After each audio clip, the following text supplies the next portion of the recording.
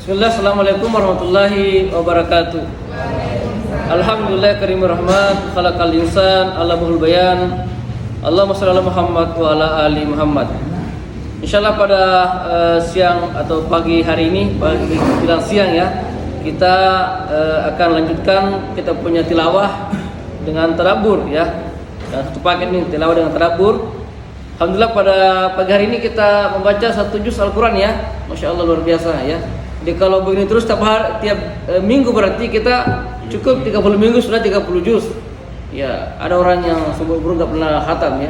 Kita di bahasa sudah khatam sekali. Alhamdulillah ya.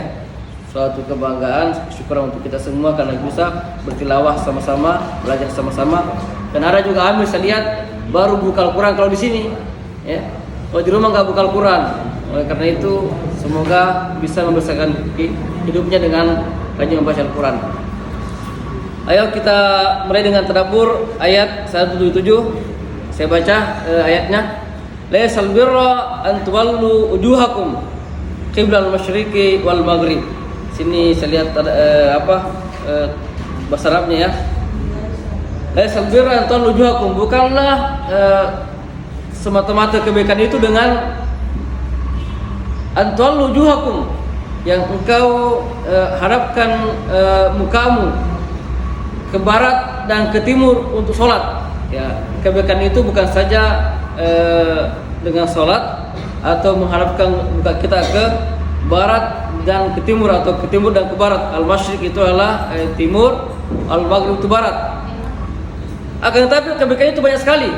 Apa aja bentuk kebaikan akan tertera dalam ayat ini banyak sekali, kurang lebih 10 kalau saya tidak salah begitu nanti ya.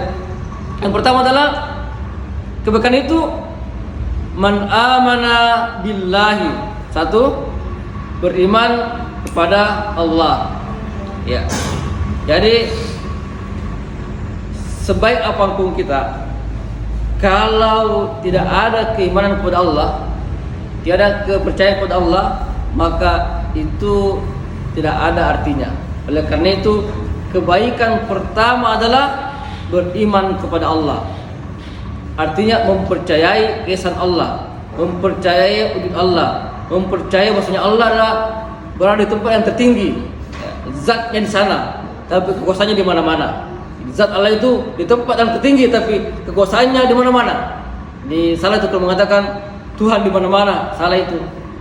Tuhan ada di mana-mana, salah. Yang tempat adalah Tuhan yang paling tempat yang tertinggi, tapi kekuasaannya di mana-mana. Ada zatnya di tempat tertinggi, tetapi kekuasaannya di mana-mana. Makanya suatu ketika Nabi menanya kepada seorang penggembala, "Aina Allah?" Di mana Allah? Maka penggembala itu mengatakan, "Allah fis sama." Allah di atas ya, atas yang paling tinggi. Ya, ini butuh pembahasan khusus ya. Tapi itu yang harus dimani, Allah di tempat yang tertinggi. Sebagaimana firman-Nya, Ar-Rahmanu al-Arsy istawa. Allah Ar-Rahman al-Arsy di arsy istawa. Ya, di sana dia berkuasa ya, menguasai arsy dan semuanya lah sampai ke langit dan bumi. Al-Istiwa ya. Al-Istiwa ma'lum, kita ketahui lah ya. Kemudian wal yaumil akhir, dan hari akhirat ya. Kita percaya bahwasanya ada hari kiamat. Kalau kita enggak percaya ada hari kiamat, maka kita tidak beramal saleh. Karena salah satu dorongan untuk beramal saleh adalah untuk menabung pahala sebanyak-banyaknya sebagai bekal di hari kemudian. Jadi salah satu dorongan orang beramal saleh adalah karena adanya at-targhib atau dorongan, karena adanya janji-janji, adanya kepastian insyaallah bahwasanya di hari kiamat kita, di hari kemudian kita akan mendapatkan kebaikan yang telah kita tanam di dunia ini. Nah, itu maksudnya beriman kepada hari akhirat ya, mengimani adanya kehidupan setelah kematian, terutama setelah hancurnya bumi ini. Kemudian wal malaikati, para malaikat ya, yang mencatat kebaikan dan keburukan, penjaga surga, penjaga neraka dan semisalnya ya. kita harus percaya tentang itu. Pembawa rezeki dan semisalnya, kita harus percaya bahwa ada malaikat pesan Allah Subhanahu wa taala kepada kepada dunia ini, ya, bahwasanya ada utusan-utusannya yang kita tidak lihat, ya, tapi ada. Kita harus percaya kepada itu karena itu gaib, ya, hal yang gaib kita tidak lihat tapi ada, ya. Pencatat kebaikan, pencatat keburukan, penjaga surga, penjaga neraka dan semisalnya. Wal kitabnya, ya, ada Taurat, ada Zabur, ada Injil, dan ada Al-Quran. Wan nabiin, nabi-nabinya, ya, kurang lebih sekitar 300 rasul, ya, nabi, ya. Rasulullah terkasih mereka min qablu, Rasulullah lam naqsus mereka. Ada rasul yang tidak dikisahkan, ada juga dikisahkan. Ada 25 rasul yang dikisahkan, tapi ada juga yang tidak, ya. Bahkan dalam beberapa riwayat dikatakan ada 300 lebih, ya, nabi, ya, dan juga rasul, ya. Kemudian watal mala ala hubbihi, juga orang yang baik itu atau kebaikan itu adalah watal mala ala hubbihi, ya. Jadi memberikan hartanya kepada orang-orang yang dia cintai. Apa itu? Zawil qurba, kerabat-kerabat terdekat. Jadi memberikan harta, berinfak, bersedekah itu adalah diutamakan para kerabat, ya, ponakan, sepupu, om, tante dan semisalnya.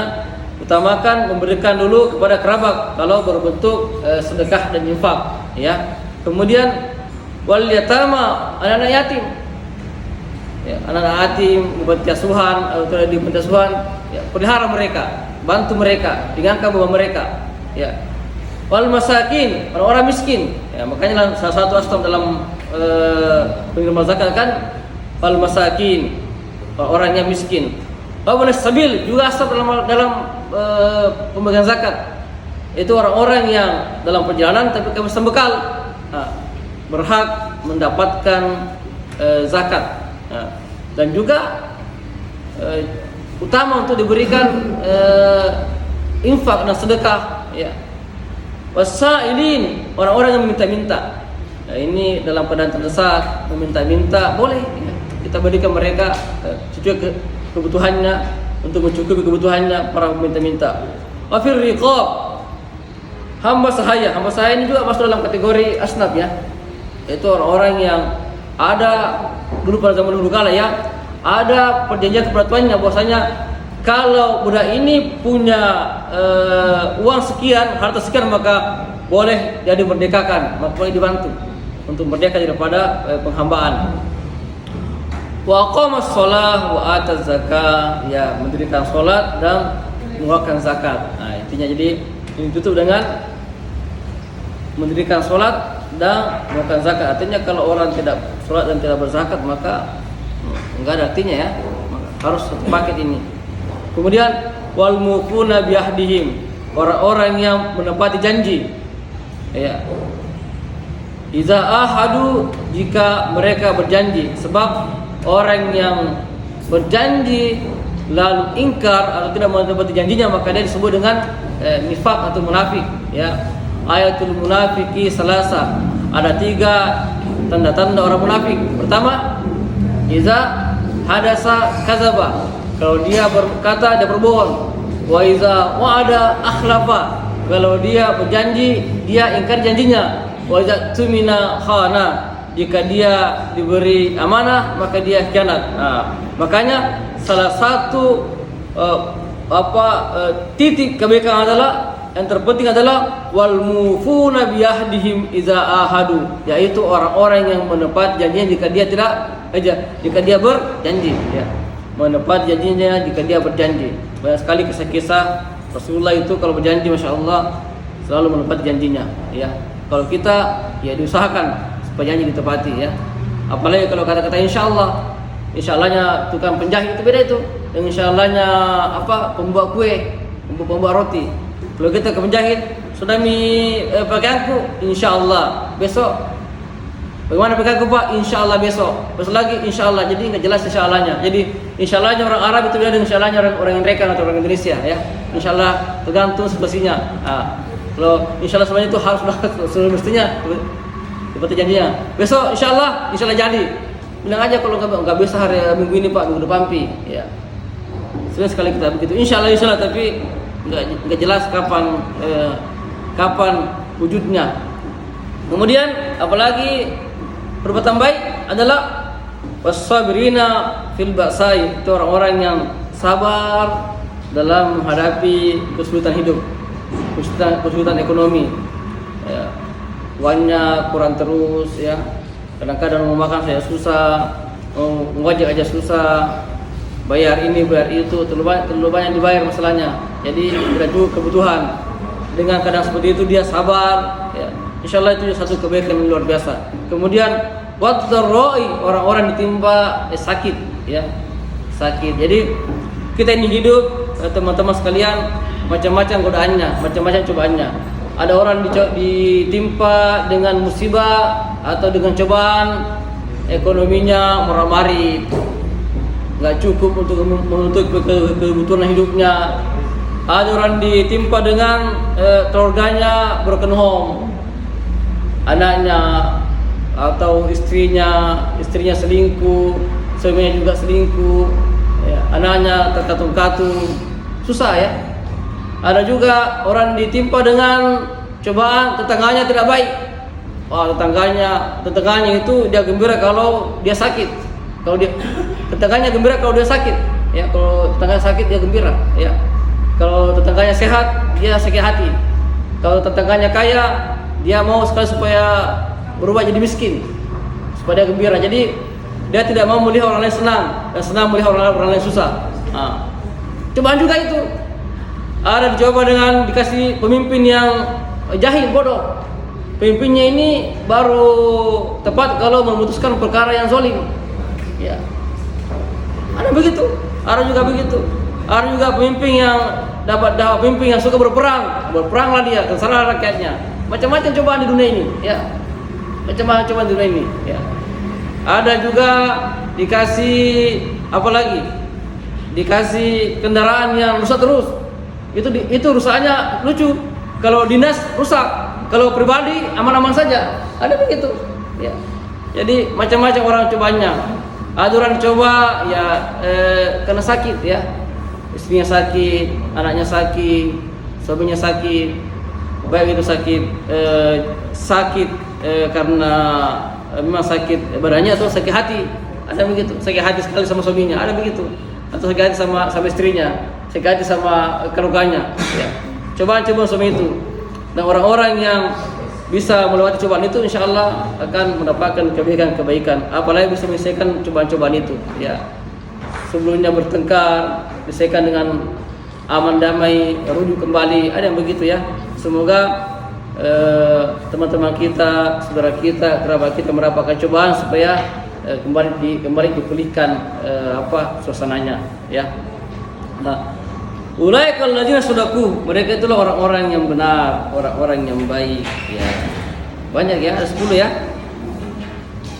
Kemudian ulaika humul muttaqun, mereka itulah orang-orang yang bertakwa. Oke, kita hitung yang pertama kebaikan adalah man amana billah, beriman kepada apa? Kepada Allah. Kedua apa? Wal yaumil akhir, hari akhirat. Yang ketiga wal malaikati, para malaikat. Yang keempat wal kitabi, beriman kepada kitab-kitab. Yang kelima wan nabiyyin, para nabi-nabi dan rasul. Dan keenam wa atal mala la hubbihi zabil qurba, memberikan harta kepada yang dicintai, terutama para kerabat. Kemudian apa lagi dikasih harta? Wal yatama, anak-anak yatim. Kemudian apa lagi dikasih harta? Wal masakin, orang miskin. Apalagi dikasih harta? Wabnas sabil, orang-orang yang dalam perjalanan kehabisan bekal. Apalagi dikasih harta? Wasaili, orang-orang minta-minta. 10 ini. Wasail. Kemudian apa lagi? Imam wasailin wafir riqab. 11. Apa lagi? Wa aqamas shalah, mendirikan salat. 12. Kemudian wa zakat, berzakat. 13. Apalagi wal mufuna bi ahdihim idza hadu, orang yang tepat janjinya jika dia berjanji. Sudah 14. Apalagi wasabirna fil ba'sa, orang-orang yang sabar dalam keadaan ekonominya murak-marik, ya. Minyak goreng naik dan seterusnya, sabar dia ya, enggak usah demo ya. Ramin 15 Mei. Wad-dharra, orang-orang yang ditimpa sakit ya. 16. Wahinal bas. Boleh kalian sedekah oleh kaum muslimin. Jadi ada 16 mutakun. Ada 16 kategori kebaikan dalam satu ayat ini. Semoga kita bisa mengamalkan ke-16 kebaikan ini ya. Dan kita menjadi orang-orang yang sedekah benar dan orang-orang yang mutakun, orang-orang yang bertakwa. Sekian, semoga bermanfaat. Barakallahu li wa lakum. Wassalamualaikum warahmatullahi wabarakatuh.